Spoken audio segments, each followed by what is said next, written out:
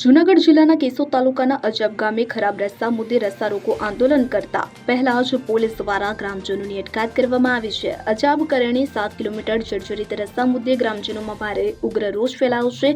ત્યારે રસ્તા રોકો આંદોલન પહેલા નિલેશભાઈ અધેરાની અટકાયત કરવામાં આવી હતી। કેશોદ તાલુકાના અજાબ ગામથી કરણી સુધીનો આશરે 7 કિલોમીટર લાંબો રસ્તો છેલ્લા લાંબા સમયથી અત્યંત જર્જરિત હાલતમાં છે। રસ્તાની ખરાબ સ્થિતિના કારણે ગ્રામજનોને રોજબરોજ અવરજવરમાં ભારે મુશ્કેલીઓનો સામનો કરવો પડી રહ્યો છે। અનેક વખત લિખિત તેમજ મૌખિક રીતે સંબંધિત વિભાગો અને અધિકારીઓ સમક્ષ રજૂઆત કરવામાં આવી હોવા છતાં હજુ સુધી કોઈ યોગ્ય અને કાયમી ઉકેલ ન આવતા ગ્રામજનોમાં ભારે અસંતોષ ફેલાયો છે। આ પરિસ્થિતિને ધ્યાને લઈ અજાબ ગામના નિલેશભાઈ અધેરા જે તાલુકા સદસ્યના પ્રતિનિધિ છે તેમણે ગામના લોકો સાથે મળી રસ્તા રોકો આંદોલન કરવાનો નિર્ણય લીધો હતો, પરંતુ આંદોલન શરૂ થાય તે પહેલા જ પોલીસ તંત્ર ઘટના સ્થળે પહોંચી ગયું હતું અને નિલેશભાઈ અધેરાની અટકાયત કરી તેમને પોલીસ સ્ટેશન લઈ જવાયા હતા। નિલેશભાઈની અટકાયત સામે અને રસ્તા મુદ્દે યોગ્ય કાર્યવાહી ન થવાના વિરોધમાં અજાબ ગામના ગ્રામજનોએ સ્વયંભૂ રીતે સમગ્ર ગામ બંધ રાખી વિરોધ નોંધાવ્યો છે। ગામમાં દુકાનો બંધ રહી જનજીવન ઠપ થઈ ગયું છે અને ગ્રામજનોમાં પ્રશાસન સામે ભારે રોષ જોવા મળી રહ્યો છે। ગ્રામજનોની માંગ છે કે અજાબથી કરણી સુધીના રસ્તાની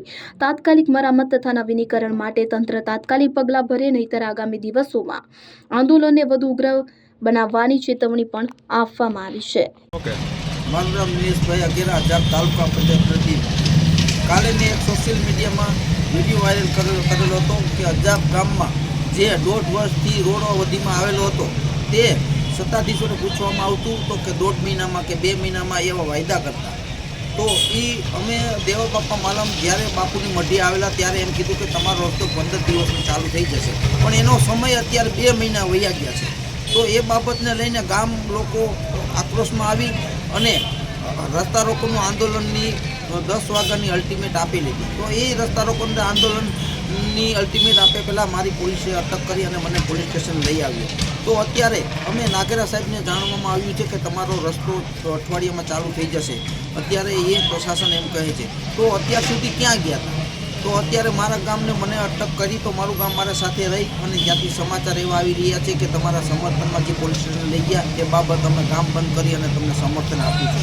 તો અત્યારે આ તાનાશાહી સરકાર કહેવાય। ખાલી મારે તો મારા ગામના રોડનો પ્રશ્ન લઈને હું બહાર આવ્યો હતો, તો અત્યારે પ્રશાસને મારી અટક કરી અને પોલીસ સ્ટેશન લઈ આવ્યો। અનિરુદ્ધ બાબરિયા સાથે CN24 ન્યૂઝ।